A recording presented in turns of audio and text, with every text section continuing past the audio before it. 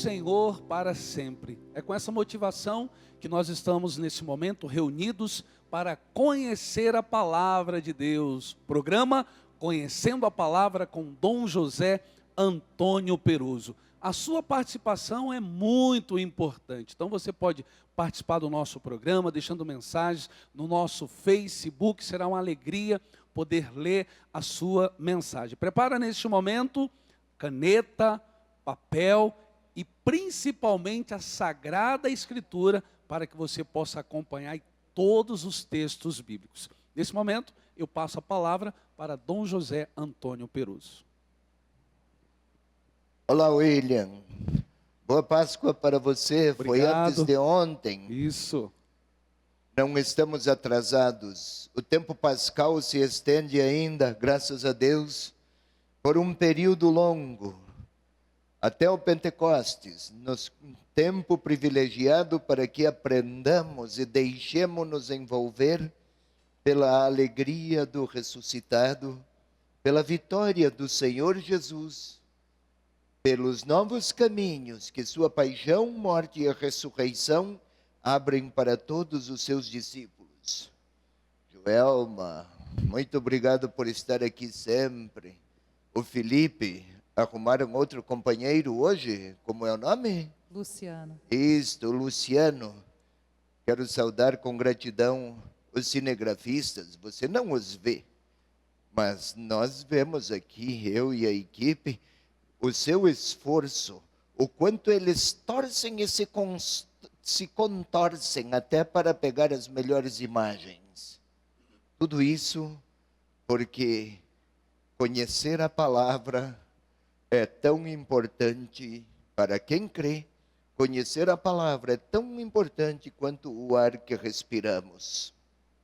Vamos lá, nosso tema para hoje, tempos pascais, dias de Páscoa. Isto, Lucas 24, 1 a 12. Não é um texto longo, mas é rico de detalhes que podem nos ajudar a perceber o que o evangelista e os evangelhos querem nos propor acerca da ressurreição. A ressurreição de Jesus não é apenas uma revitalização de alguém que inocente fora condenado à morte. Morreu crucificado, mas alguns dias depois estava vivo outra vez, como se tratasse de uma revitalização. Isto seria já um fenômeno extraordinário, mas seria um fato histórico e físico apenas. A ressurreição foi um fato histórico, mas o seu alcance é muito mais do que um fato, como um ponto na história da humanidade, mas é o momento mais elevado de sentido histórico para quem quer crer. A história é portadora de promessas de eternidade. William, você está com a sua Bíblia pronta? Sim. E você, telespectador, aprenda do William a estar sempre atento. Este aqui é um modelo, um verdadeiro judeu no qual, um verdadeiro israelita no qual não há fingimento. Eu não tenho muita opção, né? Se eu não estiver pronto, o senhor me puxa a orelha. É, cada um na sua função. Você está pronto então? Vamos lá? 24, 1 a 12, Lucas.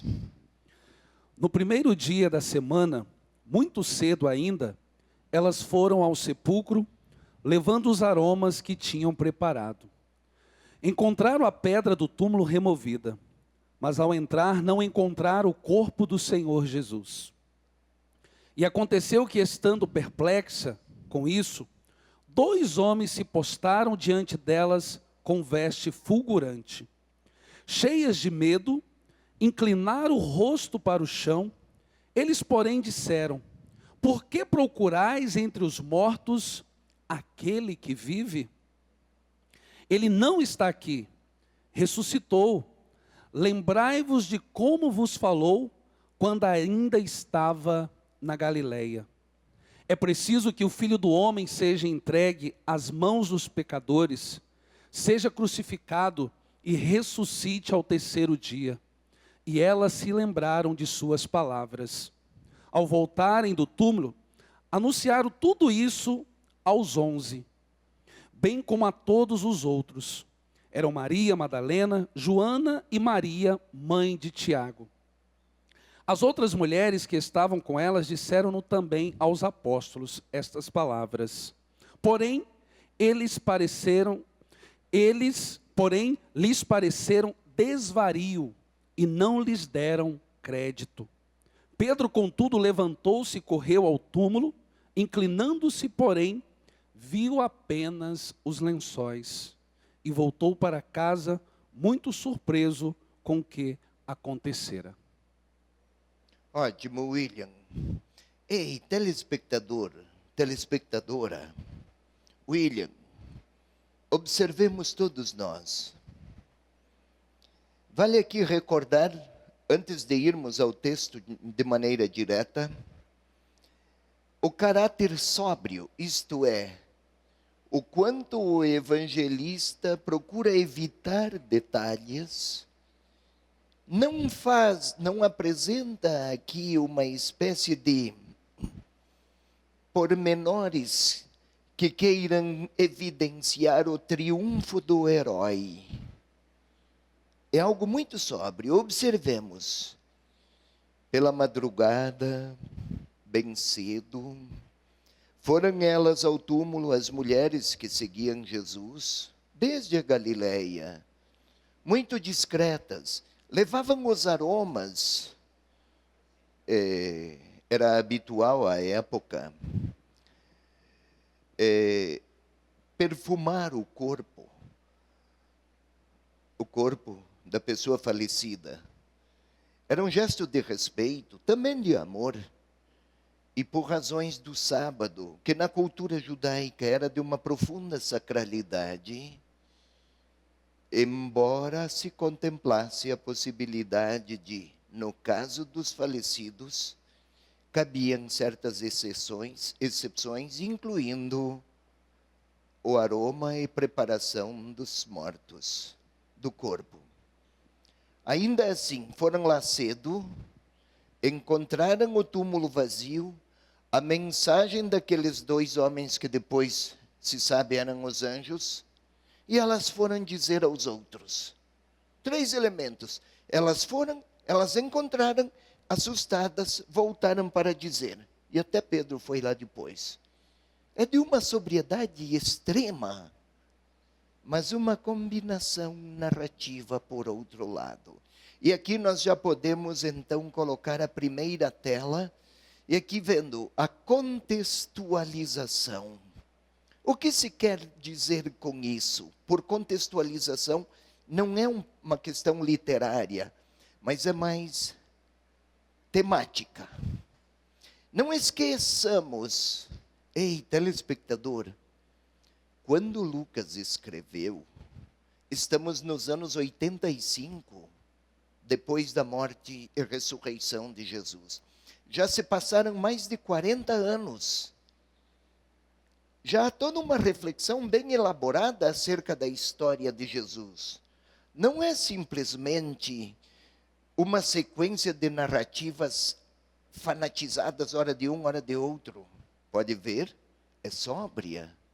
Mas há sim uma tem um caráter narrativo da exposição. Isto é, com alguns elementos de paixão, de emotividade. É como a mãe que vai falar da beleza da sua criança. Vamos perguntar a uma mãe se a sua criança é bonita? É claro que ela dirá que sim.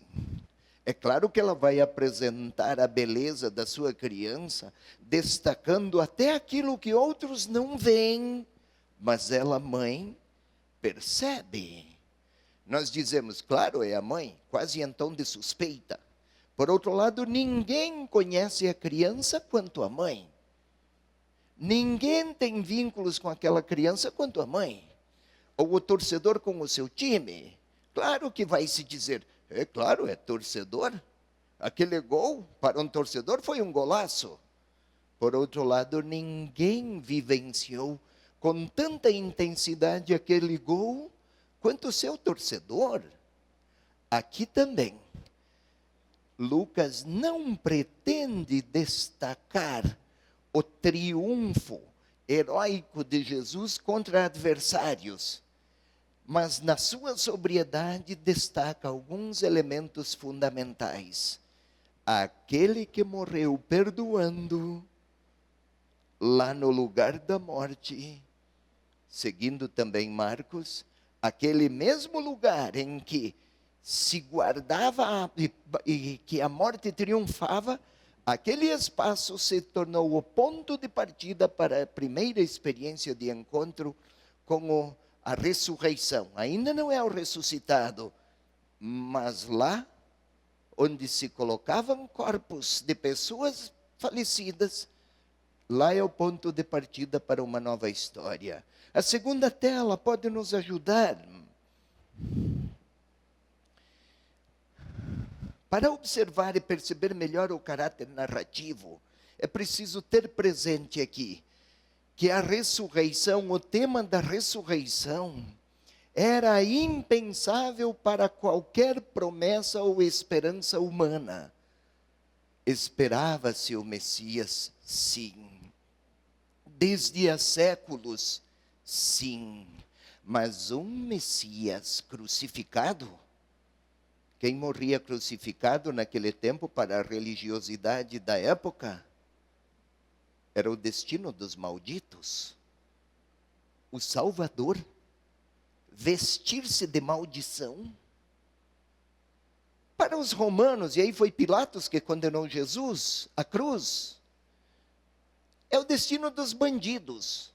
Para os romanos, Jesus foi vestido de bandido. Para os judeus, de maldito. E ele em silêncio ressuscitou. Ou é loucura, ou é uma verdade que surpreende e desaponta e desconcerta qualquer um. Deus pegou no contrapé a humanidade, vamos falar assim. Observemos, por falar em ressurreição. Você pode ir, por favor, a Atos 17, 32. Pode observar, por favor, William. Foi quando Paulo anunciou a ressurreição, nos Atos dos Apóstolos, em Atenas. Observemos a reação quanto ao tema da ressurreição.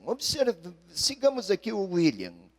Ao ouvirem falar da ressurreição dos mortos, alguns começaram a zombar, enquanto outros diziam, a respeito disto, ouviremos outra vez, outro dia. Isto parece um assunto de alguém, uma forma até elegante de dizer, este parece alcoolizado.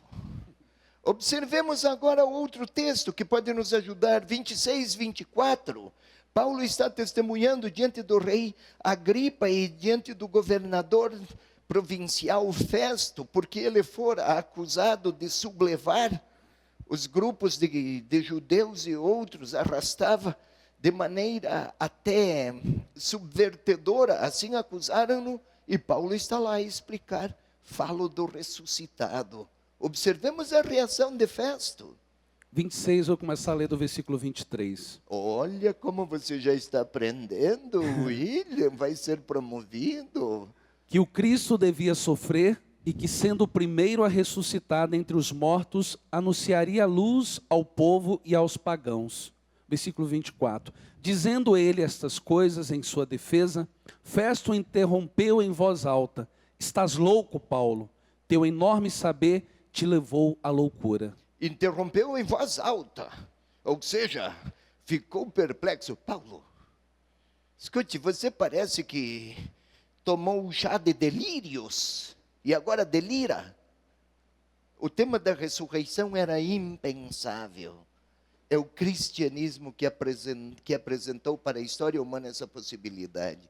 Falo de contextualização, mas temos um pouco mais. A outra tela vai nos ajudar a mais um pouco. É curioso.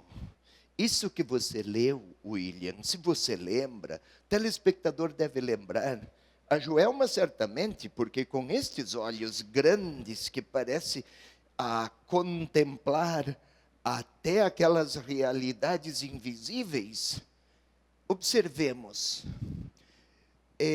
foi em Jerusalém, Jesus morreu em Jerusalém, foi crucificado, foi sepultado, e isto numa sexta-feira. No primeiro dia da semana elas foram até lá, foi isso que lemos, né? Tudo faz pensar em Jerusalém. O que isso quer indicar? Observe, William, 1:8. Estamos no início do Evangelho de Lucas, contextualizando. Observemos, bem no início do Evangelho de Lucas. Leia, por favor. Ora, aconteceu que ao desempenhar as funções sacerdotais diante de Deus, no turno de sua classe, isso mesmo, Segue Lucas? um pouco mais. Coube-lhe por sorte, conforme o costume sacerdotal, entrar no santuário do Senhor para oferecer-lhe o incenso. Isto, o santuário do Senhor é no templo. O Evangelho de Lucas começa no templo, em Jerusalém. Aqui é Zacarias. Agora vamos aos últimos versículos, por favor, do Evangelho de Lucas. Lá no final, 24. Entre os últimos versículos, já lhe digo quais, eu também acompanho por aqui. Isto, você pode ler a partir do versículo 24 ao 44. Depois disse-lhes: São essas as palavras que eu vos falei. Passa para o 47. Isso, o telespectador pode acompanhar. Estávamos falando, o Evangelho começou em Jerusalém. Por favor, William. E que em seu nome fosse proclamado arrependimento para remissão dos pecados a todas as nações, a começar por Jerusalém. Notemos, começa o Evangelho em Jerusalém, inclui-se em Jerusalém com a missão. Vão levar o Evangelho e o perdão dos pecados para todas as nações, a começar por Jerusalém. Jerusalém é o ponto, é o centro unificador da geografia, vamos falar assim, da salvação. É desde lá que o Senhor, que o Salvador, quer partir para levar a humanidade inteira à sua salvação. É por isso que Lucas, diferentemente dos outros evangelistas, que é em Betânia que eles retornam, de lá que eles partem. Vamos até ver o mapa aqui, por favor, só para que o telespectador compreenda. Aqui está o mapa. Em Lucas, e para a teologia de Lucas, a morte de Jesus e a ressurreição foi aqui. Podem ver, podem aumentar a imagem, se possível. A morte e a ressurreição de Jesus, estamos vendo Jerusalém. Começou aqui o Evangelho, termina aqui. Desde aqui parte para levar a mensagem a todo o mundo. Podemos retornar às dimensões anteriores do mapa, por favor? Para Mateus e para Marcos, Jesus apresentou os seus discípulos na Galileia, aqui em Cafarnaum, nas vizinhanças. Podemos ver por que na Galileia? Porque foi aqui que os discípulos foram chamados. Então eles retornaram ao ponto de partida de sua vocação e daí partem para a missão. São duas formas distintas de compreender teologicamente a percepção de cada evangelista. Um pouquinho, agora nós podemos já partir para o versículo 1 do capítulo 24, por favor. Nós vamos ver, é a tela, é a outra tela, Lucas 24, versículo 1. Agora estamos começando esses textos porque queremos falar da ressurreição, a narrativa da ressurreição. Como é que Lucas a apresenta? Que intenções que destaques ele enfatiza para que o leitor compreenda o que é que os primeiros cristãos, como é que os primeiros cristãos interpretaram a ressurreição de Jesus e como é que os primeiros evangelizadores, os apóstolos, apresentaram aos seguidores, aos discípulos do tempo. William, por favor, você telespectador aí na sua casa, queira seguir o William agora. Vai com ele, que ele leva para o bom caminho. Vai lá. No primeiro dia da semana, bem de madrugada, as mulheres foram ao túmulo, levando os perfumes que tinham preparado. É interessante. No primeiro dia da semana, nós chamamos domingo. Celebramos a ressurreição do Senhor, por excelência, no domingo. A Páscoa é sempre um domingo. Parece apenas uma informação, digamos assim, ocasional, no primeiro dia da semana. Mas, ei, telespectador, no Evangelho de Lucas, temos 7 sábados. Este aqui é o primeiro dia da semana, depois dos 7 sábados. Vale a pena constatar. William, vamos ao primeiro sábado, 4:16, por favor. Lucas 4:16. Hoje você vai ter que trabalhar, William. Vamos lá. Acha que fica aqui sorrindo para os telespectadores, atraindo audiência? Imagina que basta? Só com simpatia não se evangeliza. 4:16. Ele foi a Nazaré, onde fora criado, e segundo o seu costume, entrou em dia de sábado na sinagoga. No dia de sábado, o primeiro sábado. Versículo 31 do capítulo 4. Um sábado. Desceu então a Cafarnaum, cidade da Galileia, e ensinava-os aos sábados. Outro sábado. 6:1, por favor. Certo sábado, ao passarem pelas plantações. Terceiro sábado. 6:6, por favor. Em outro sábado, entrou ele na sinagoga. Estamos no quarto sábado. Vamos passear mais um pouco. 13:10.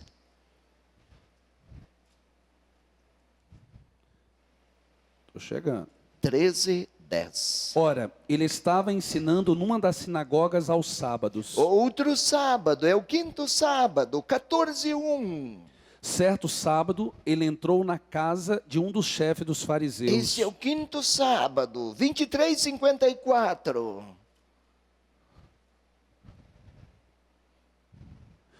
Era o dia de preparação, o sábado começava a luzir.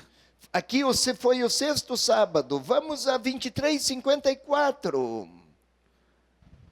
23:54 que eu li. Ah, então você não leu 14:1. Não, o senhor não falou 14. Ah, eu não falei. Não, o senhor pulou. Eu sou a fonte de todos os seus erros.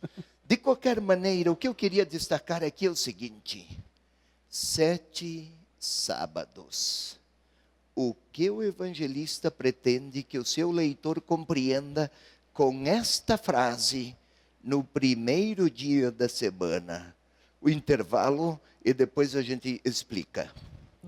Eu quero lembrar você que está em casa, você associado da obra Evangelizar é Preciso, a sua contribuição é muito importante. Então, no início desse mês de abril, faça a sua contribuição e nos ajude a continuar evangelizando. Nós estamos aqui por um único motivo: levar o conhecimento de Jesus a tantas pessoas que necessitam dessa palavra de consolo, essa palavra de ânimo, essa palavra de salvação. Vamos para um breve intervalo cantando, retornaremos já. Foi numa tarde de angústia e sofrimento que Jesus Cristo foi suspenso no madeiro, e sem piedade mataram o Filho do Deus verdadeiro.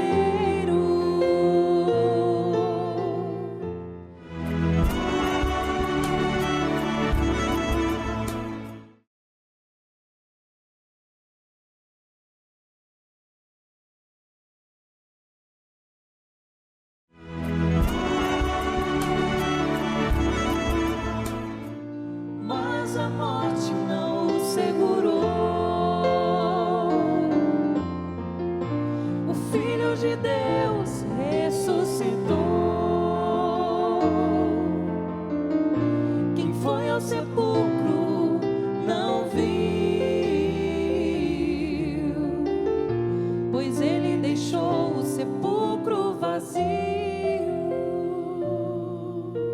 O Filho de Deus ressuscitou. Nós estamos de volta com o programa Conhecendo a Palavra. Eu vou ler algumas mensagens que já começaram a chegar aqui pelo Facebook da TV Evangelizar. Cleonice, ela que é aqui do interior do Paraná, ela diz assim: é maravilhoso esse programa. Obrigado, Cleonice. A Terezinha diz assim: adoro esse programa. Estou aqui em Curitiba. A Deusdete Dias, sou do estado de São Paulo, acompanho sempre a programação, reze por mim e pela minha família. A Terezinha Santos, também nos acompanhando em Minas Gerais. E assim outros mais. Ótimo, mas vamos seguir.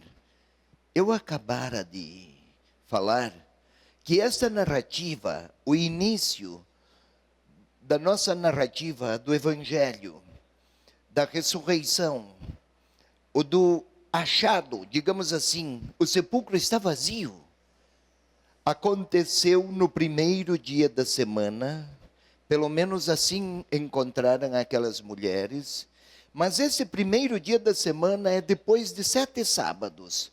O primeiro em 4:16, o segundo 4:31, o terceiro 6:1, o quarto 6:6, o quinto 13:10, o sexto 14:1 e 23:54, o sétimo sábado. Sábado 7 é o tempo completo. 7 é o tempo da totalidade. Depois de 7 sábados, no primeiro dia da semana, se o mundo foi criado em 7 dias, Gênesis, agora uma nova história nas relações entre Deus e a humanidade está a se iniciar. A ressurreição não é apenas a vitória, a revitalização de um corpo, o de Jesus, que venceu a morte. É a história da humanidade, das relações de Deus com a humanidade que recomeça agora que o Filho de Deus fora ressuscitado, aprovado por Deus, o Filho humano, tão humano, nascido de uma menina lá de Nazaré, participou da história humana e abre a humanidade inteira para uma nova comunhão com Deus. É este o sentido desse pequeno detalhe no primeiro dia da semana. Quem lê assim de maneira inadvertida pensa que é apenas uma indicação de calendário, uma data, um evento. Mas aqui há uma intenção. E as mulheres foram ao túmulo bem cedo, levando perfumes que tinham preparado. uma mulher perfumara os pés de Jesus, com lágrimas e perfumes. Fora a grande linguagem da misericórdia por parte do Senhor, porque ela muito amara. Além do ritual em torno aos cadáveres, que sempre havia nos ritos funerais, elas tinham preparado o perfume, um indicativo indireto do amor destas mulheres pela pessoa de Jesus Cristo. A ida logo cedo retrata a ansiedade de ir ao encontro, lá no túmulo. Quanta dor, que grande decepção. Assassinaram quem elas amavam. Mas vamos dar mais um passo. Vejamos o versículo seguinte, versículos 2 e 3, por favor. Encontraram a pedra do túmulo removida, mas ao entrarem, não encontraram o corpo do Senhor Jesus. Eu tinha falado de sobriedade, poucos detalhes, somente os essenciais, sem perder a característica de narrativa, compaixão, com emotividade. Está narrando uma vitória, uma situação absolutamente inusitada. Ninguém imaginara que a salvação prometida por Deus e que esta viria pelo Messias, o Salvador, esta passaria pelos caminhos da morte e da ressurreição, que seria a ressurreição, a grande linguagem da salvação. Vamos observar então. Encontraram, era de madrugada, era bem cedo, e encontraram a pedra removida. Parece apenas um detalhe insignificante. Pedra do túmulo removida. Em português, tirou daqui, empurrou para lá. William, na forma grega na qual Lucas escreveu num modo verbal, tempo verbal que não existe em português, particípio perfeito. O que é isto? Não é que ela foi removida de um momento e pronto. Ela foi removida, permanecerá removida, não haverá mais outra função para a pedra, porque ela já foi tirada daquela porta do túmulo. Ela não fecha mais o túmulo. A morte não vence, não terá mais lugar lá no túmulo. É algo definitivo. Não uma pedra que foi tirada de onde estava, mas esta retirada, a remoção está a falar de uma decisão definitiva na história. Não haverá mais morte. Naquele lugar não se colocará mais nenhum cadáver, porque é um lugar da ressurreição. É o lugar da vida, da vitória sobre a morte. Este removido, que parece dizer pouco, está a falar, até a pedra está a falar que a ressurreição agora é para sempre. Um detalhe: ao entrarem, não encontraram o corpo do Senhor Jesus. Foram lá para manifestar, num momento de dor pungente, foram lá para visitar, mergulhar na dor, digamos assim. Também para falar, esperavam encontrar o corpo, para preparar este corpo. Tudo falava de morte. E olhe aqui o modo de falar. Não encontraram o corpo, ainda não fala de ressurreição. Fica aí a perplexidade. Mas o corpo do Senhor Jesus. Acaso alguém que foi sepultado é senhor de alguma coisa, William? quem foi sepultado perdeu qualquer senhorio. É um derrotado. Como crucificado? Maldito pelos judeus. Pelos romanos crucificado? Bandido. Como? Senhor Jesus. Ele já se foi.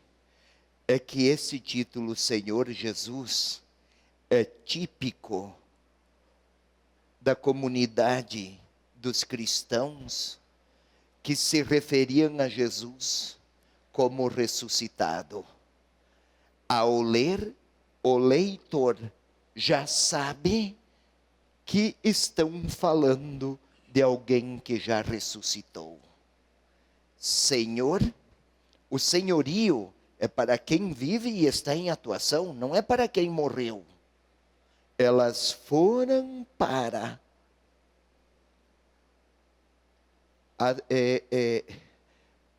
visitar e preparar, viver aqueles rituais com aromas para o corpo. Foram lá para cuidar de um que fora assassinado e não encontraram o corpo de quem é Senhor. Parece uma contradição, uma surpresa. Quem é Senhor não é apenas um cadáver, há um senhorio em ato.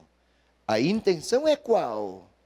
Que o leitor perceba de antemão, há um sinal de ressurreição. As mulheres não sabem, mas o leitor já sabe. Vai encontrar-se com a narrativa da vitória e do senhorio de Jesus Cristo. Vamos observar, então, a próxima tela também nos ajuda.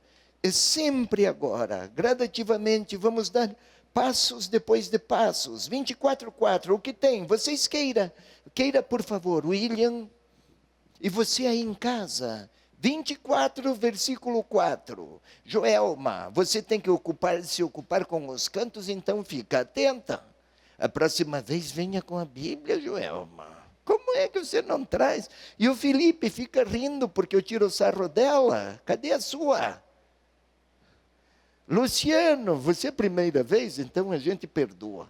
Mas a próxima vez, se aparecer sem Bíblia, o Senhor Jesus vai lhe pedir explicações. Vai lá, William.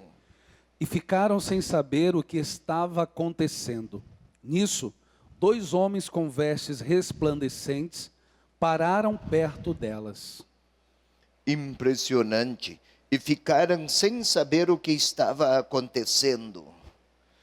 Ou, em outras palavras, ficaram perplexas. E 2 homens se postaram diante delas, com veste fulgurante. Vamos aqui. Aqui é preciso observar cada detalhe. Senão não vamos perceber o que o evangelista gostaria que o leitor compreendesse. Assunto: ressurreição. Observemos. Ficaram sem saber o que estava acontecendo. Mais do que falar, sem saber, a expressão, vamos apresentar de outro modo. Sem saber o que estava acontecendo é desorientadas, sem conseguir explicar, perplexas, sem poder encontrar qualquer lógica naquele fato de, no túmulo, não haver ninguém, justamente lá onde fora colocado o Senhor Jesus, para usar a linguagem do evangelista, aquele que trouxera a salvação, que se apresentara como Filho de Deus, que terminara na forma mais vergonhosa e humilhante. Que derrota vergonhosa, deplorável, acachapante. É uma decepção até então não pensada para quem se pretendia Salvador e Messias. Já foram perturbadas. E aí, perplexas, desorientadas, sem respostas. É interessante. O verbo usado pelo evangelista nisto, 2 homens com vestes resplandecentes. O que significa? Fulgurantes. Você pode ir a 17:24, por favor, para que possamos entender as vestes fulgurantes. Qual é o detalhe das vestes? É verdade que um sujeito como o William, sempre elegante, qualquer camisa que puser fica bom. Mas não é a veste roupa. Veste fulgurante. Vai lá, William, encontrou 17:24? Sim. De fato, como relâmpago relampeja de um ponto do céu e fulgura até o outro, assim acontecerá com o Filho do Homem em seu dia. É o discurso que Jesus está a fazer em 17:24 sobre a sua vinda e a vinda do Messias. Mas eu quero falar da veste fulgurante, resplandecente, brilha quanto um relâmpago. Não esqueçamos, naquela época não havia energia elétrica. À noite, o relâmpago ilumina todo o céu. Assim, em forma repentina, descontrolada, sem qualquer possibilidade de domínio sobre ele. Aquele brilho brilhava nas vestes daqueles homens para indicar eram homens de procedência e de proveniência celeste. Eles aqui estavam lá, no lugar onde se punha um cadáver. Homens vindos do céu. É esta a linguagem que o evangelista pretende que o leitor compreenda. Aquele lugar tido por espaço da desgraça, é lá que se põe, postados, a linguagem de quem tem uma missão bem consciente, postados para alguma mensagem. E aí, vamos ao versículo 5, que vai nos ajudar. Tomadas de medo, elas olhavam para o chão. Eles, porém, disseram-lhes: por que estáis procurando entre os mortos aquele que está vivo? Tomadas de medo. Não se trata aqui do medo de quem quer fugir, do pavor desesperado de quem se sente incapaz e de quem se sente ameaçado, que se vê em perigo. Não é este medo, é o temor ou o maravilhamento ante os sinais da presença de Deus que contemplam lá. Lembra do anjo, William? Não temas, Maria.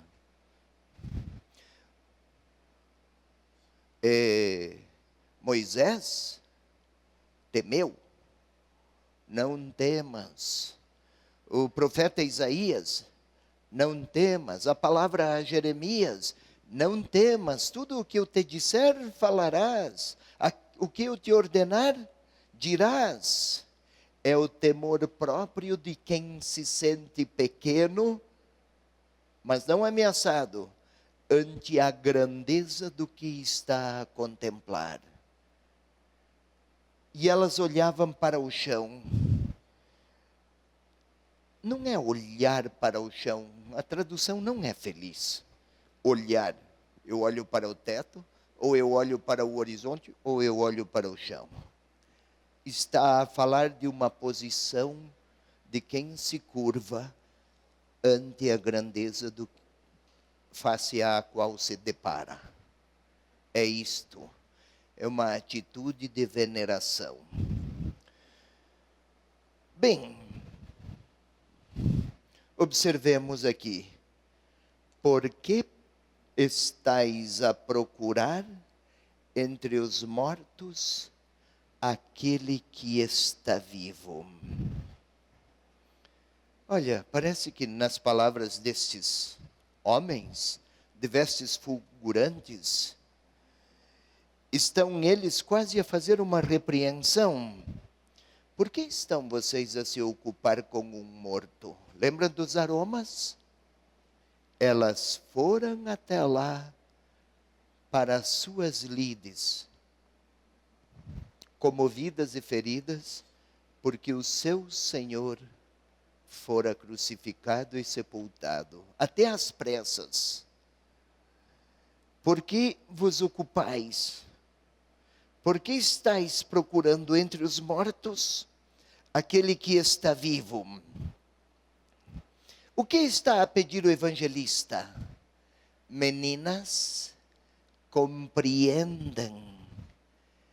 Ele não está aqui, porque aqui onde vieram chorar seu luto, este lugar é o ponto de partida da vitória, da salvação para todos aqueles que, seguindo-o, querem acolher as boas notícias do reino dos céus. A melhor tradução seria: por que buscam aquele que vive entre os mortos? É quase a dizer: William, vai procurar o ressuscitado, mas não aqui, no lugar, no cemitério. Vá procurar onde ele se deixa encontrar, que é lá na comunidade. Lucas pretende que aquelas mulheres, e qualquer leitor, dê um salto hermenêutico, vamos falar assim, dê aquele passo, mais do que se comover com o Senhor que morreu, vamos não ter dó dele, mas festejar a vitória daquele que, ainda que golpeado por todos os males, ressuscitou, não para enfrentar inimigos, mas para dizer que todos os males são muito pequenos ante a grandeza da vida que o ressuscitou. O evangelista pretende que o leitor participe daquela experiência das mulheres. Façam como elas, não procurem o ressuscitado em meio à morte, mas compreendam que até lá na morte a vida triunfou. A vencedora, a morte, foi vencida. E aqui vale a pena observar no versículo seguinte, o que ele pretende. Não está aqui. Aqui não é o lugar do vivo. Aqui não é o lugar do ressuscitado. Vamos observar aqui alguns detalhes que podem nos ajudar a compreender o todo. Não está aqui. É só observar. Não está aqui. Ponto. Ressuscitou. Resposta, narrativa muito sóbria, mas dando destaque. Ressuscitou. Parece uma palavra que soa e ressoa, quase escrito para que o ouvinte ouça o eco, para que o leitor leia e releia. Não está aqui. Ressuscitou. Mas aqui também vale observar com atenção. Lucas não escreveu apenas e tão somente ressuscitou. Aqui foi colocado ressuscitou porque é assim que as nossas Bíblias traduzem. Mas o evangelista escreveu diferentemente. Não está aqui, escreveu na voz passiva, foi ressuscitado. Qual é a diferença? Se foi ressuscitado, quem foi o sujeito? Quem é que o fez vencer a morte? De qual força? Porque estava morto. E Jesus não morreu apenas num corpo. O seu corpo morreu, mas o restante ficou por aí esperando para que saísse de lá revitalizado e outra vez o espírito o ocupasse. Não, morreu inteiro. A totalidade do Senhor, a sua história, a sua existência, a sua vida. Se foi ressuscitado, quem fez isso?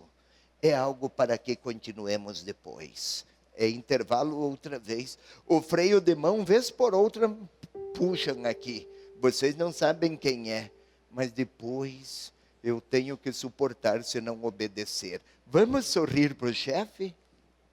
Você já se inscreveu no nosso canal do YouTube? Se inscreva no nosso canal e você vai poder acompanhar e rever todos os programas da TV Evangelizar, inclusive rever os programas Conhecendo a Palavra com Dom José Antônio Peruso. youtube.com/TV Evangelizar Oficial. Vamos para o intervalo cantando, daqui a pouco estaremos de volta.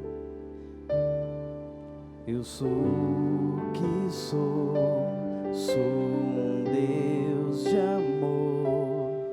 Estou aqui para te curar. Eu sou o que sou um Deus de amor. Estou aqui para te curar.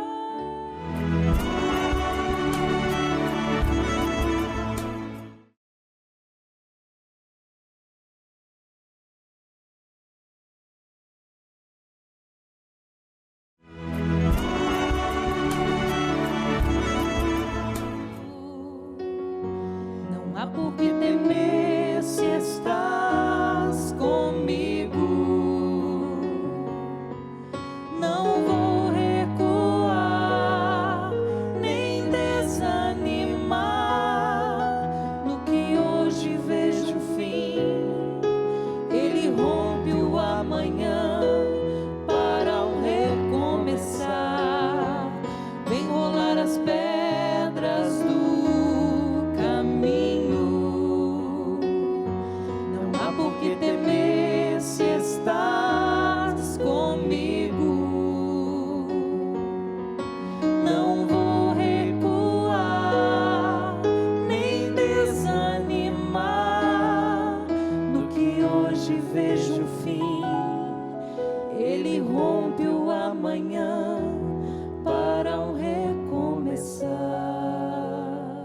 Estamos de volta com o programa Conhecendo a Palavra com Dom José Antônio Peruso, arcebispo aqui da Arquidiocese de Curitiba. Quero ler aqui algumas mensagens que estão chegando pelo nosso Facebook. A Maria Glória, ela está nos acompanhando do estado de Minas Gerais. O Edivaldo nos acompanhando da cidade de Vivência, Pernambuco. Elizabeth Souza nos acompanhando em Pontal do Paraná, no estado do Paraná. E a Cida também nos acompanhando de Santa Fé, aqui no estado do Paraná. Ótimo, sigamos. Mas, Joelma, eu ficaria aqui sentado todo esse terceiro quadro ouvindo sua voz. Parabéns, que talento, menina. Perto de você, até o Felipe e o Luciano ficam mais Dom Peruso, bonitos.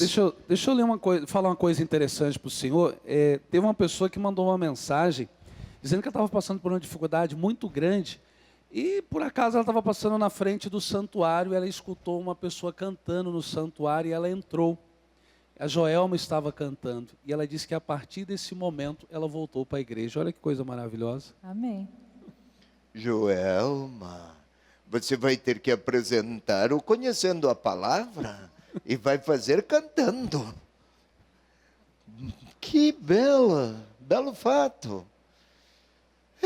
Deus se deixa encontrar por muitas formas e muitas vozes. Mas vamos lá, sigamos. Eu tinha dito que nossas atenções neste quadro se voltariam aqui para ressuscitou, que o evangelista escreveu, foi ressuscitado. Aqui existem algumas intenções bem explícitas do evangelista, que ele quer que o seu leitor perceba. Você está pronto, William? Estou pronto. Então você vai a Lucas 9:22, por favor. Vamos lá. Lucas 9. Quero explicar, ressuscitou ou foi ressuscitado. Você, telespectador, nem precisa ir ao texto. Ouça o William. Vocês aqui presentes, vamos ouvir para manter a atenção voltada para aqui. Este verbo. E entendendo, não apenas em sentido ativo, mas foi ressuscitado.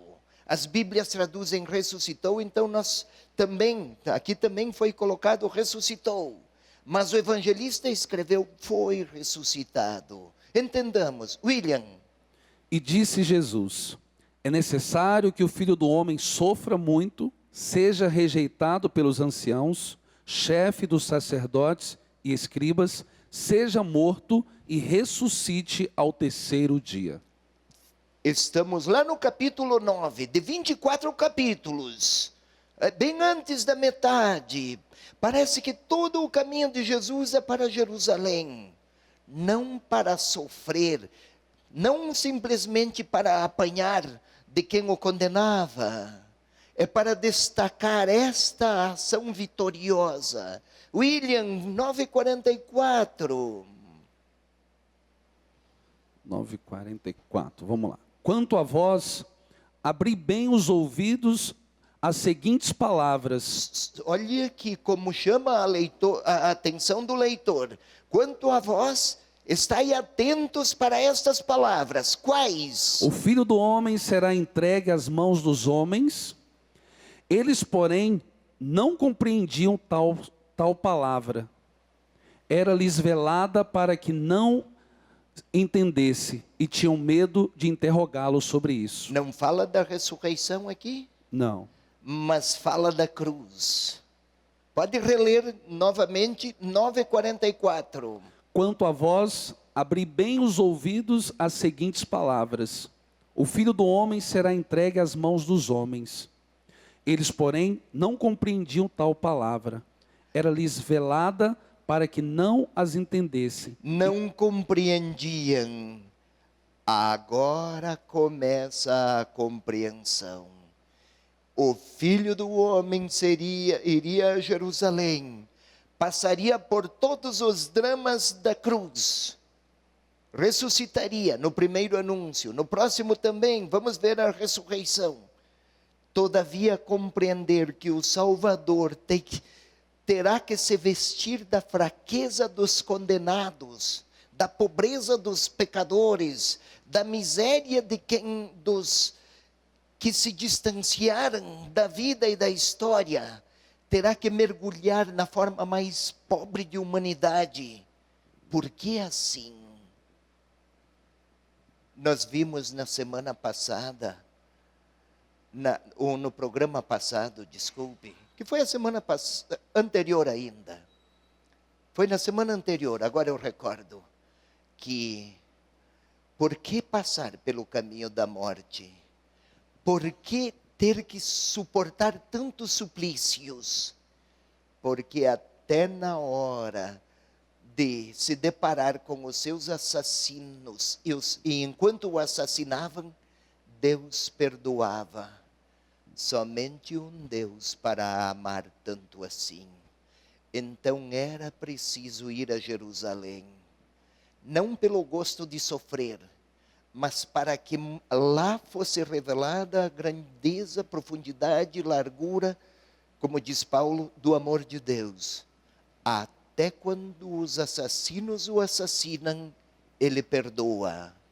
Isto é, podem até assassinar o Filho de Deus, mas não podem impedir que Deus perdoe até naquela hora.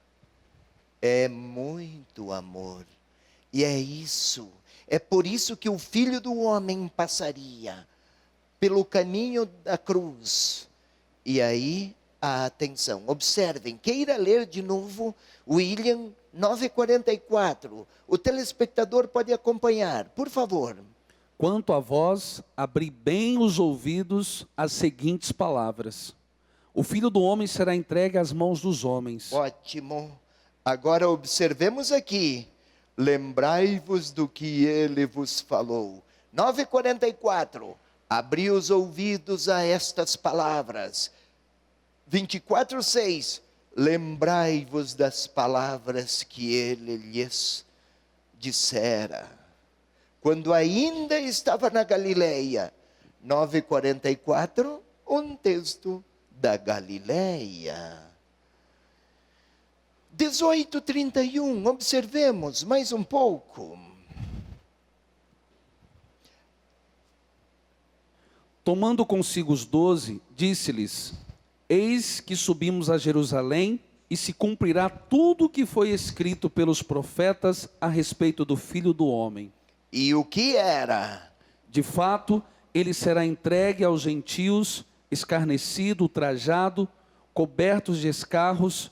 Depois de o açoitar, eles o matarão.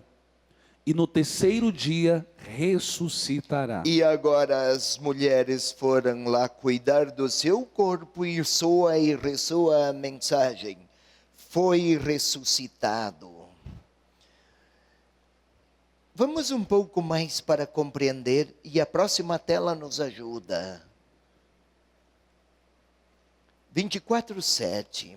É necessário o Filho do Homem ser entregue nas mãos dos pecadores, ser crucificado e no terceiro dia ressuscitar. Por favor, William, retome. 24:6, sem interromper, passe para o 7. Telespectador, telespectadora, vamos tentar perceber. Um instante só, eu vou lembrar. 9:44, abri bem os vossos ouvidos para as palavras que vou lhes falar, que vos falarei. O Filho do Homem deverá ser entregue nas mãos dos homens. Palavras de Jesus aos discípulos. Vai, William. Não está aqui, ressuscitou. Lembrai-vos do que ele vos falou quando ainda estava na Galileia. É necessário o Filho do Homem ser entregue nas mãos dos pecadores, ser crucificado e no terceiro dia ressuscitar. É necessário ou é preciso? Se Jesus foi ressuscitado, quase que me escapa isso, foi ressuscitado por quem? Quem é que o ressuscitou? Acaso era alguém que mergulhara num sono e agora despertaria? Não. Deus ressuscitou, e com isso está a dizer: o Pai aprovou o quanto o Filho revelou de seu amor. Por isso, se Jesus não fosse ressuscitado, Deus teria sido derrotado. Mas se o Pai o ressuscitou, nenhuma maldade ou potência humana tem a força para impedir que Deus ofereça a sua vitória a quem quer crer em Jesus e participar do seu destino. Ele foi ressuscitado pelo Pai. E cada discípulo que contemplar o ressuscitado é convidado a deixar-se envolver por esta vitória. É por isso que celebrar a Páscoa, querido irmão, querida irmã, não é simplesmente uma recordação de um evento passado, mas é viver no presente a alegria de saber-nos vitoriosos, porque seguindo Jesus Cristo, não há nenhum mal que se sobreponha à grandeza do amor que Deus nos quer, com que Deus nos quer abraçar, já nesta vida, com todas as promessas de eternidade. É por isso, não é só ler, foi ressuscitado, como se fosse uma vitória dele lá no passado, já acontecida e pronto. É para que leiamos e participemos daquela surpresa das mulheres, e com elas, onde formos, como elas, falemos que ele está vivo, que a morte se tornou pequena, que o mal se tornou pequeno ante a grandeza amorosa de um Deus vitorioso. Mas observemos, é necessário.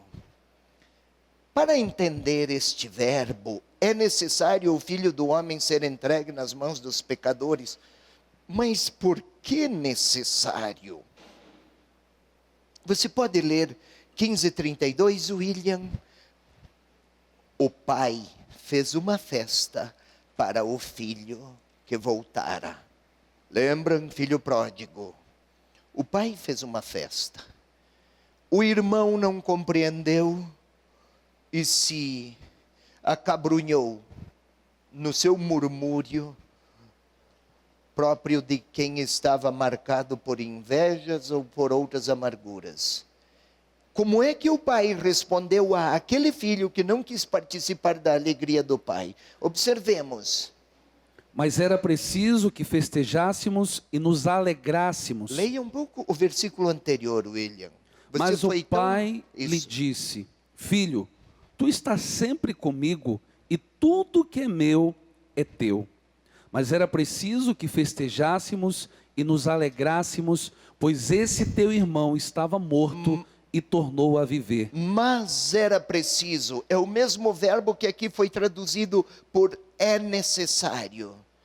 William, choveu ontem em Curitiba? Sim.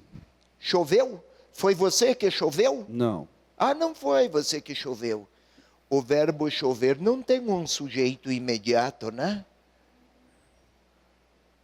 É até impessoal. No Evangelho, é necessário. Quem decidiu que é necessário? Quem faz ser necessário?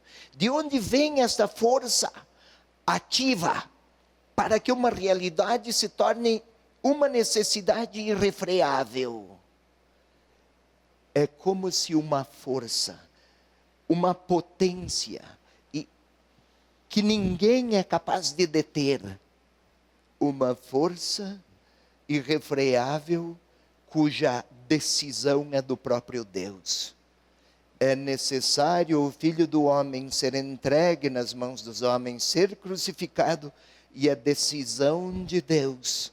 É necessário que Ele mostre até lá na cruz quão grande é o amor de Deus, e nós vimos que Ele perdoou até na hora da crucifixão, e depois fosse ressuscitado. É decisão de Deus que o seu Filho e todos aqueles que o seguirem partilhem desta mesma vitória, sejam ressuscitados.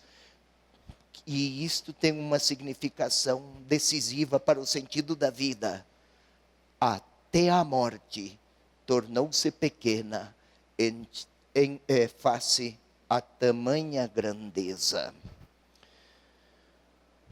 Claro, o caminho da cruz é incompreensível para uma boa religiosidade de lógicas humanas. Mas os caminhos e as lógicas de Deus são outras. Vamos ao outro versículo, por favor. Então as mulheres se lembraram das palavras de Jesus. Pode parecer alguma coisa até uma informação fugaz, sem muita relevância, mas é equivalente a dizer: agora compreendem a cruz, os anúncios da cruz e o sentido da cruz. Já falei aqui muitas vezes, você também deve ter já visto, William, o telespectador também, pessoas que passaram por crises profundas, dias difíceis, situações dramáticas, não compreendiam o porquê de tudo aquilo, por quais razões, e depois disseram: não sei onde encontrei tantas forças, só por Deus mesmo. Ou seja, quanto mais se sentiram pequenas, tanto mais perceberam a grandeza do amor de Deus. A grandeza humana, os orgulhos humanos prejudicam a nossa capacidade de perceber os traços de Deus nos passos da nossa vida. Isso pode nos alcançar a qualquer hora. as mulheres se lembraram das palavras de Jesus. Os discípulos também. Se você quiser verificar, William, podemos ir lá no final do capítulo 24. Queira ler, por favor, versículo 45.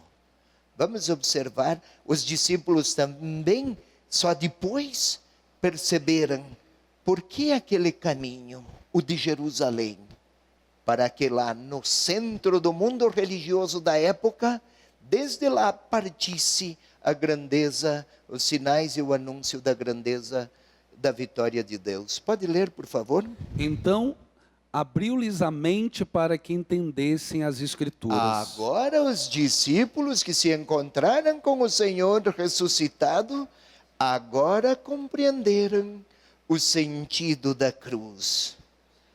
E agora vamos a outra, mais uma, por favor. Versículo 9, William, por favor, vamos lá. Voltando do túmulo, anunciaram tudo isso aos 11 e a todos os outros. Voltando do túmulo. Impressionante. Anunciaram tudo isso aos 11. Por que elas foram até o túmulo, William? Recorda?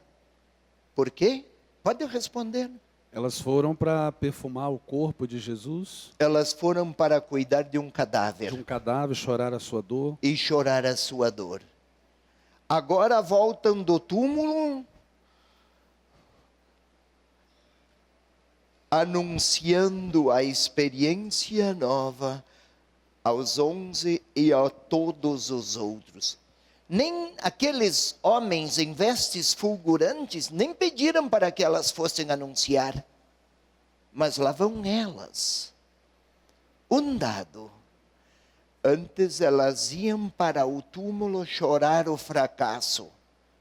O túmulo era ponto de chegada de um término e de um fracasso vergonhoso. Agora se torna ponto de partida de uma vitória definitiva. Ou seja, a vida que brota da morte. A morte não do derrotado, mas de quem morre perdoando. Pai, perdoa-lhes, porque não sabem o que fazem. Se ele não ressuscitasse, até o perdão de Deus teria sido vencido. Olhe, querido telespectador, você que acompanha, entendamos. Elas não anunciaram apenas que um corpo, ou antes de ontem morto, digamos assim, agora está vivo. A intenção é outra. A ressurreição do Senhor ressuscitou o perdão do Senhor. A palavra do Senhor, o consolo do Senhor, o amor do Senhor, a cura que Ele ofereceu, tudo o que Ele dissera e vivera, ressuscitou. Não foi um corpo saído de um túmulo, mas uma vida que agora atravessou a morte e arrastou consigo tudo o que a morte submeteu, melhor, tudo o que a morte pode significar, e alargou para a vida e para a eternidade. Não uma história breve de pessoas que vivem e morrem, mas de uma humanidade que é chamada a viver toda ela na comunhão eterna com Deus. O perdão que Jesus ofereceu ontem é o mesmo perdão que a igreja concede hoje em nome de Jesus Cristo. O perdão de hoje que a igreja lhe oferece não é perdão menor do que outrora aquele que o Senhor ofereceu ao paralítico. O alimento ou a multiplicação dos pães de Jesus outrora não é menos Eucaristia hoje. Aquilo que é o pão que é partilhado entre os discípulos de hoje. A ressurreição do Senhor ressuscitou todo o bem que Ele fez. E por isso anunciaram tudo isso aos 11 e a todos os outros. Isto é, todos os outros. Como? já é uma antecipação da vida da igreja. Todos os discípulos, não diz quais, então cabe dizer a todos os outros discípulos de quaisquer tempo e história, que o ressuscitado ressuscitou e está vivo, para que com ele ressuscitem os discípulos de hoje.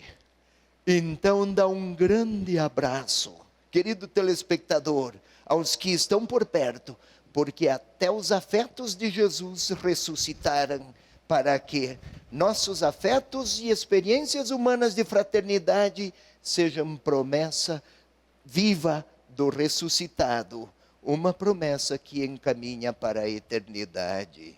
Feliz Páscoa, meu irmão, minha irmã. Estamos chegando então ao final desse programa, conhecendo a palavra. Feliz Páscoa, como diz Dom José Antônio Peruso. Saiamos às nossas comunidades, em meio a toda essa sociedade, e vamos juntos anunciar: Jesus ressuscitou. Fique com Deus. Pedras vão